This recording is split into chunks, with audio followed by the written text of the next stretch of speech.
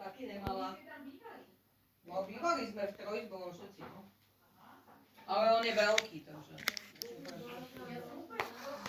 Furt bola v tom, že oni majú štvorizbový byt a zasmávala dvoch psov teraz, síce jeden si ubudol, ale ubudol. A fantalky? Je to Teda tak. dvaja.